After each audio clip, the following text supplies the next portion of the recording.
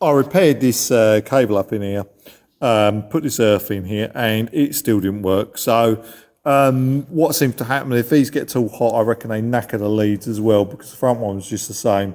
Fortunately, I've got another lead, so I've replaced the lead, just tried it. I've just botched it up to try it.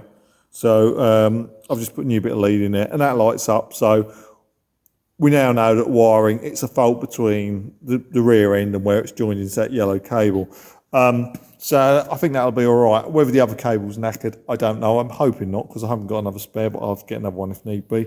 But that lumps will hopefully then, from the wheel sensor, if I replace this cable in here, hopefully the second one's all right. And I can just replace this cable while it's all in properly, and we'll try that. We won't try that till tomorrow now, but yeah, we're getting there. We're getting there on the wiring. Right. Last stretch now of this wiring, and I've just opened up these two front cab connectors, and the state of them, I'm surprised anything electrical actually works in the cab. I don't know how well you can see that. There you go, there you go. It's actually missing one pin, corrosion on pretty much all the other pins.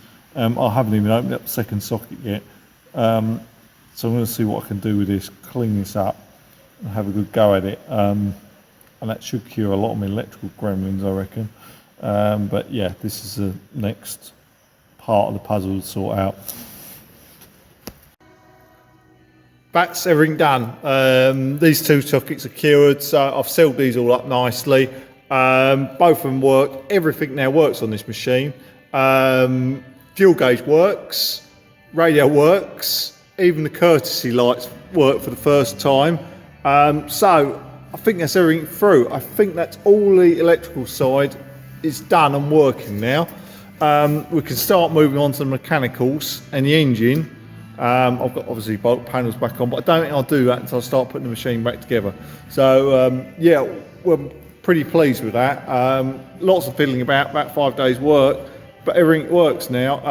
As I say, I've never seen the fuel gauge work, and I've never seen the, I think courtesy light when it worked when I first got it, but you know, get everything working, brilliant.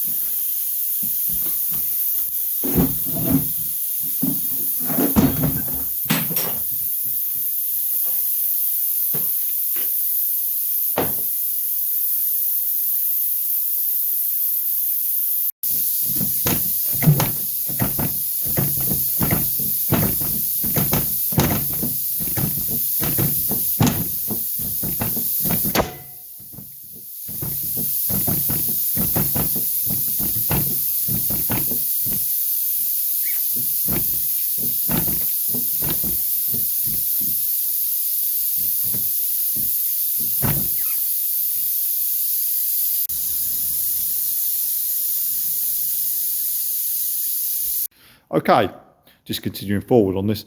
So let me just zoom back a bit. So I've taken the rear axle off. I've done the front bushes in here. These are the old bushes. Quite a state. I think there was only 3 left in there. One of them completely disintegrated. So I've just gone round. I've just primed up where the paint was bad on it. Paint's not too bad on it. I mean, ideally it'd be lovely to strip a whole lot apart and shot blast it, but you're probably into another 3 months work on that one, so I'm not going to be doing that. So I've touched up this paint in here. I've done these bushes in here. Next job is to just put the green back on, touch that in there, and then I shall then bolt this rear axle back up, all the assembly, new shocks on. That'll be done. Then I can start sorting the engine out. Hopefully I will have some parts soon for the engine. Iveco, they've been on order for about 2 weeks now. So I'm waiting for the bits on that, rear gasket, sump gasket, main gasket, and a couple of other little gaskets. That can be bolted up, that can be remounted with its transmission, then the whole lot can be dropped in there. So yeah, it's all going forward quite nicely. I don't know if you can hear that rain. It is absolutely pissing it down out there. It's been like it all day. Fortunately, I'm in the workshop, so I'm back in here doing this sprayer. Right, around. So, I think last time we saw it, I don't think the axle, I think the axle was off. I think it was in paint, possibly. Anyway, axle's back on, all bolted up. New shocks in here. Nothing's tightened up yet because I went to get some bolts this morning, and long and short of it, the fasteners gave me the wrong bolts. So I've got to go back there and get some new bolts for that shock to go in there. But it's all roughed in there anyway. New set of pins in the front now, which they look pretty good. Everything's nice and tight in here. After I put that bush in this wheel down here, I've just put bolt through. Focus, use the frame. That should be all good as well. That should be nice and tight now. I don't think there was anything else I've done to the front. Proximity sensors. They came. They were an AliExpress job. I think they were £8 versus 70 quid. So I could get 3 sensors that I needed for 18 quid, something like that, 18, 19 quid posted. So they were dirt cheap. They all seem to work fine. So, and camera. Put camera on the back here. So fairly much all the work on the chassis is now done. So I've just started on the engine. There's not masses to do on this engine, I think I said before. So the sump pan's off it. We've also got this front cover off. Main seal's got to be done. This gasket here was absolutely as hard as concrete. This one wasn't much better. So we know why that was leaking. 1 or 2 little bits and pieces. The bushes on here, I ordered 4 up and I've only got 1 from Iveco, so that was convenient. So I'm waiting on them, but I'm hoping I can get sump back on. I can get this main seal in there. I think the new AC compressor was going to come in tomorrow, all being well. That bolts up here. So that's going to come in tomorrow. So I can get that in there as well. And also there's a thermostat in here that I've got to do, which I showed before where it had gone wrong. So that was ordered and didn't arrive. So I've now ordered one on eBay. You know, you almost might as well go to eBay for a lot of these parts because the dealers don't seem any bloody good on them. And then that's it. This lump's ready to go in. Let me just show you this coupling. Let me just spin you around and show you this coupling. I'm gonna, don't know whether you can see that. The phone probably won't focus. But this coupling on this side where it drives has got really thin. Well, that's just ready to fail. So I've got a new plate somewhere. I don't know what I've got with it, but anyway, I'll show you when it's bolted in. I've got a new plate to go in here on this coupling, so I'm also going to renew that, which won't be too bad to do. So yeah, I'm just going to do these jobs and I've just thought of something else as well. Where I've solded this wire together, I've been trunking to turn up for that, so I've conduit and tied this wire up, and this filter that always vibrates and works loose. I've got to do something with that. Maybe even, I don't know, I've got to try and think of a way of improving that bracket anyway, because it always wrecks bolts on that. So there's the odd jobs to do to the engine. What I'm hoping to do is get this more or less squared up and this lump in before Christmas. That is my aim, so going to see how that goes. Okay, so come on camera, that's it, focus. I pushed this main seal in. I just thought I'd show you this little kit I made up. I suspect there's probably an Iveco service tool, part number, blah, blah, blah, blah, on there to do this with at a cost of £500. Yeah, so I just made this little bit of tooling up because this needs to be pushed on dead square with this flange, because it's two-piece seal in there. So I've made this up, these couple of bolts here and this flange, etc. So I've done that. That's in there. This cover, I took this right off. I didn't just pull the seal out. I took this right off because this seal needed doing anyway. I think this has probably been leaking. Moving around here on the electronic control unit. Phone won't ever focus when I should put some light in there. But anyway, in this top here, there's one new bush in there. I need the other three, which I'm waiting on. You know, I give them an order for 4 and they give me 1, which is convenient, but these things are sent to us. Filter down here. I've strengthened this up. I've welded this bracket up and I've put some much heavier bolts in it. So hopefully that won't give any more issues again. This won't keep breaking. And I've tied up this wiring loom. This can all be cable tied in when I get it into the chassis, but that's there. The only real job left to do on it, apart from the parts I'm waiting on, obviously the air conditioning compressor, which was supposed to turn up today, but it's Christmas, so we don't actually get any parcels at Christmas. They just get randomly dumped somewhere.